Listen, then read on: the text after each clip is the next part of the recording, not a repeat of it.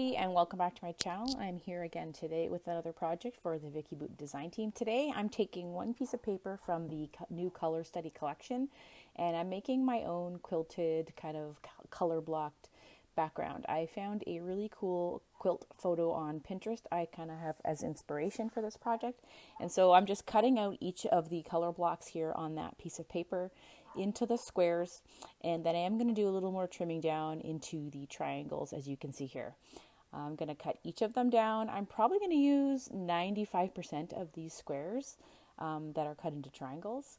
But it's always good for something like this, if you're going to cut apart a page, you might as well just do the whole thing. Now I'm just going to set them aside by color, and that will help me make my design quicker later on. So I'm just quickly doing a quick sort. I'm also going to sort out some that have a neutral color, or ones that kind of go together. As you can see, some of the neutrals that have green, I'm going to keep those neutrals with the little touches of green together. So now I'm going to trim these down again. Initially I thought these larger triangles would be enough, but then I decided that I wanted them to be even a little bit smaller. So yeah, I'm going to go ahead and trim all those down now too, including all those neutrals that I have on the side. So I'm going to start off, I thought I was going to fill the whole background with all the different triangles and shapes, because I have all those triangles that I'd cut. But then I decided I wanted to have some of the white paper border showing the side. So I end up just starting with this here, and then I shift it all over, as you can see. And I'm going to start doing a bit of a rainbow pattern. So I'm going to start with the kind of the pink color at the top and work my way down into the blue section. And I'm just using a roller kind of to get the first row straight. And I am mixing up the dark and the light colors just so I don't have too many of that one color together. I want to have a nice variety. And I'm going to do the same thing now with working my way through the Roy G. Biv with the orange, and then slowly mixing in some yellow as well. And those neutrals there that have some of the other color in them, I'm going to add them in as I kind of gradually change from one color to the other. And I'm just, again, using my ruler as a guide. To be honest, I didn't use it as much as I thought I would need to. You do take a test on your cutting skills to see how sharp and even your trimmer is with something like this when you start clipping things down. Once I got kind of near that yellow section, I realized I wanted to add a little more white into the background so it wasn't so much of the colors. So you can see I'm swapping out some of the colors that I thought would be maybe more yellow with the neutrals, and I'm using the neutrals that have those colors in them, so they're still neutral but they're within that color family. And I'm just replacing those blocks to create my kind of 3 triangle square grid across the page. I don't use any of the purple. I thought about it, but there just wasn't enough room. I could have swapped some of the purple in with the pink, but I'm pretty happy with the color mix at this point. So I'm going to start off at the top, use my ruler as a bit of a straight edge just to kind of get things going, and then just start sticking everything down. And you'll see as I go that some of the blocks end up being a little bit wonky, and I'm okay with that. I'm just going to kind of fiddle with the papers to make it as square as I can. You can see that one there is really bad, so I'll peel that up. That's where my straight edge does come in handy. And if things don't meet perfectly well in the center, I'm okay with that.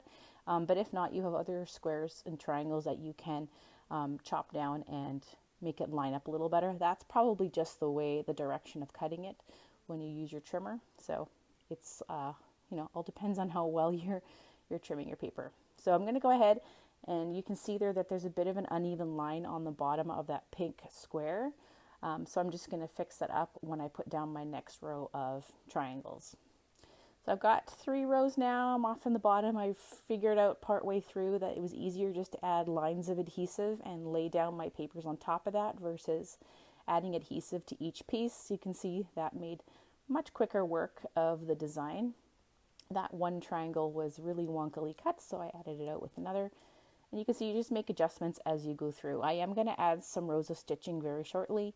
Not around every single triangle in the quilted area, but through some of them. And that will kind of help keep some of those open ends done. So I've just off camera sewed a few rows. You can't really see them here, but I'll show you much better in the close-ups. But I've just sewed those, and now I'm just trimming off any ends off the bottom. Some of those little triangle pieces have tiny little overlaps into my white area, so I'm just trimming those off and hitting them down with adhesive in the middle if they need them. And I really love how this effect worked out. So now I'm ready to get going with the rest of the project.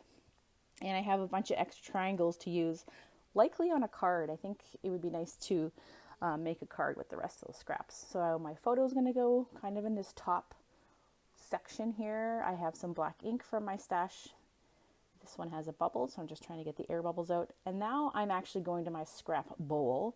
So I have here a whole bowl full of extra die cuts or punch shapes that I have from other projects. I dug out ones from my project a week or two ago from my Vicky Boutin gel technique video, I think is what it's called. And so I have some of those layered circles already. I have some fussy cut flowers already ready to go. So I thought I'll start with that with some of my embellishments. And this is just a really big bowl I got at Marshall's one day. And it's actually quite perfect just to throw all these bits in, because you never know when you need just a little bit of something. And you don't want to bring out your cutter or your punch. So, all right, so I think those are the pieces I'm going to use. I'm going to start with these circles because they're all ready to go for me. They're layered over black cardstock. And I'm just going to lay these in amongst my photo and the top row of the squares there, or sorry, the second row down, not the top. I'm going to add foam to those and just kind of stagger them over across the pattern. I do want this to slightly go over onto the white area, so it's not quite so linear. I want to have a little bit of movement, so that's why the circles are really nice, and they're just a fun pop of color. So I'm going to trim this one in half just so I can kind of do a bit of a half circle on each side of the page to kind of create that, line across the page. And now I'm trying to see if I have any more of these fussy cut flowers or anything other, like other sprigs and things like that, but I don't.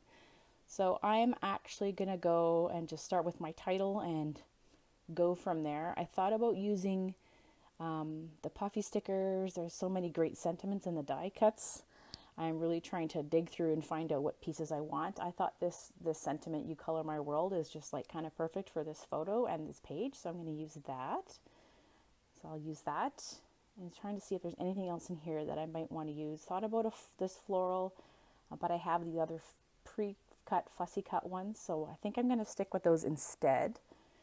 I do have a few leaves that I've punched from my circle punch from a few videos back too. So I'm going to use those to fill in just a little bit of that limey green. And I think I'm going to stick with these fussy cut flowers instead of the ones in the die cut kit, just because they're a bit of a more of a neutral. And when I have so much going on here in the background, I want to have more of a neutral color. So that's why I'm going to use those. And these leaves are good, just these leaf shapes, I guess, are good to just tuck in and fill in the little bits. I think I am going to have to go in and cut some more flowers though, because they are not quite enough. I think I need just a couple more fussy cut flowers. All right, so what else do I have? I'm going to peel some chipboard stickers here. I usually add a little tab to the top of my photos, and I'm going to pop up some of the sentiment here underneath the die cut shape. I love these little foam squares. They're perfect for little bits like this where you want them to pop up. So I'm going to use the mini pie charts off the sticker book and do that here. I'm going to add a few of those in to fill in my gaps. What else? I'm trying to decide what else I want to add. I'm going to add a few more, another sentiment sticker to the left of that title. And I thought of trying to pull some other things out of the puffy stickers. I'm going to stick with a couple of the hearts and dots, but that's really about it, I think. I thought about using an arrow underneath where my title was, one of those gold arrows, but I decided against it for now. But I am going to fill in with some of those puffy dots. I do think they're great. I ended up going with that gold arrow in the end. And then some stars. I thought stars would be good to fill in versus fussy cutting more flowers, so I thought the stars would be a nice little bit of a shimmer there at the end. And I am going to stick those down with glue dots for the leaves just to make sure that they stick in place. I have these really thick glue dots and they're perfect just to stick underneath the stapled edge, and that will hold everything down quite nicely. I do want to add a few more light droplets of black, and that's really good because of all the color on the page. So here's how everything looks. You can see those rows of stitching onto that little bit of a quilted background. I love how this one turns out. I love that you can take one piece of paper that has its own pattern, which is similar, and change it up to make it your own. You could definitely do this in many, many ways, many different color variations. I hope you're inspired to give this one a try, and I will see you again very soon with another project for Vicky Booten.